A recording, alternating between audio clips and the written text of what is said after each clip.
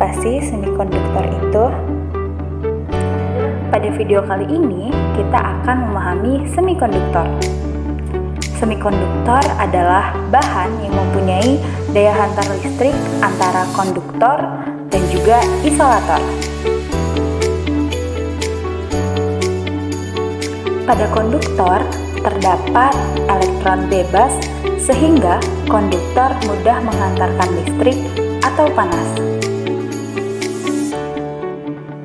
Sebaliknya, pada isolator, elektron terikat kuat pada atom sehingga tidak terjadi konduksi pada isolator.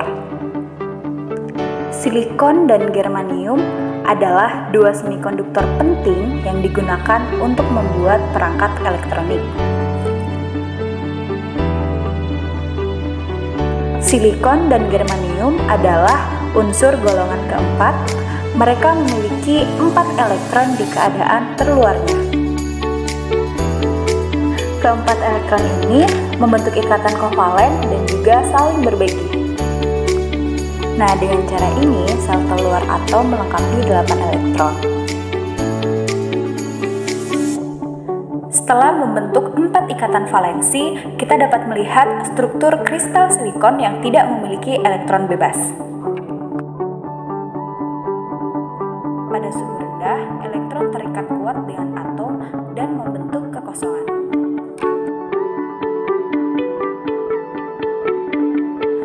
Ketika suhu kristal ditingkatkan, maka beberapa atom menjadi terionisasi, dan karena pemutusan ikatan valensi, beberapa elektron menjadi bebas dan dapat bergerak dengan mudah ke seluruh kristal. Kemudian, elektron tersebut bergerak untuk mengisi lubang.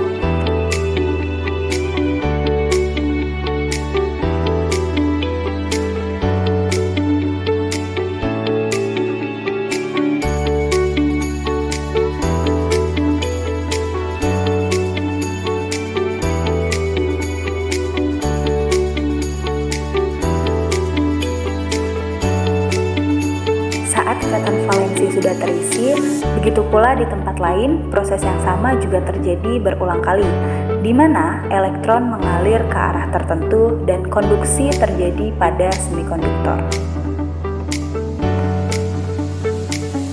Karena adanya medan listrik pada semikonduktor, elektron mengalir menuju terminal positif dan mengalir menuju terminal negatif.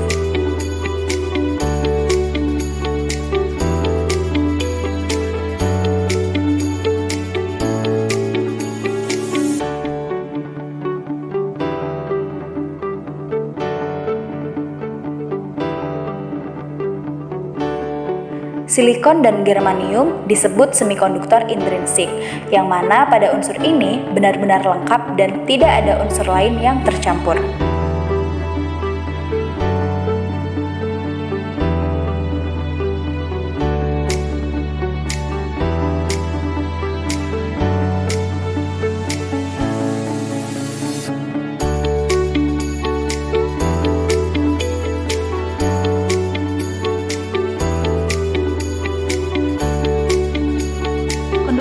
Seluruh semikonduktor sangat rendah pada suhu kamar. Nah, seperti yang kita ketahui, untuk mengubah sifat konduktivitasnya, atom yang sesuai ditambahkan ke dalamnya. Atom yang memiliki 3 atau 5 elektron yang berada di sel terluarnya.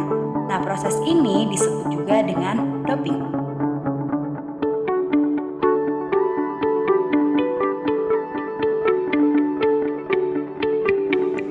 Atom yang mempunyai 3 elektron pada sel terluarnya disebut dengan atom positif, seperti aluminium. Nah, atom yang memiliki 5 elektron disebut dengan atom negatif, seperti fosfor. Bila atom pengotor ditambahkan ke seluruh semikonduktor, maka hasilnya disebut semikonduktor type N dan juga semikonduktor type P.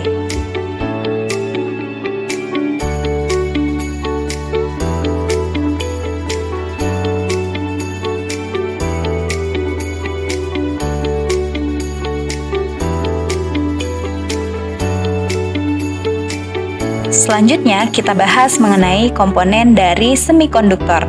Komponen-komponen semikonduktor yang pertama ada transistor. Nah, Nah, transistor merupakan alat semikonduktor yang dipakai sebagai penguat, pemotong, stabilisasi tegangan, modulasi sinyal, atau fungsi lainnya.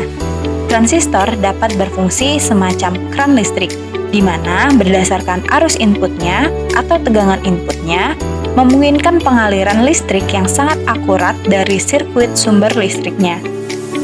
Yang kedua ada dioda. Dioda berfungsi sebagai versi elektronik dari katup searah. Dengan membatasi arah pergerakan muatan listrik, dioda hanya mengizinkan arus listrik untuk mengalir ke satu arah saja dan menghalangi aliran ke arah yang berlawanan. Yang ketiga ada sel surya atau sel photovoltage. Nah, sel surya ini adalah sebuah alat semikonduktor yang terdiri dari sebuah wilayah besar dioda PN junction, di mana dalam hadirnya cahaya matahari mampu menciptakan energi listrik yang berguna. Pengubahan ini disebut dengan efek photovoltage. Bidang riset berhubungan dengan sel surya dikenal juga sebagai photovoltage. Sel surya memiliki banyak aplikasi. Mereka terutama cocok untuk digunakan bila tenaga listrik dari grid tidak tersedia, seperti di wilayah terpencil, satelit pengorbit, kalkulator genggam, pompa air, dan lain sebagainya. Sel surya dalam bentuk modul atau panel surya dapat dipasang di atap gedung di mana mereka berhubungan dengan inverter ke grid listrik dalam sebuah pengaturan net metering. Dan yang terakhir adalah mikroprosesor. Mikroprosesor merupakan sebuah Central Processing Unit (CPU) elektronik komputer yang terbuat dari transistor mini dan sirkuit lainnya di atas sebuah sirkuit terintegrasi semikonduktor.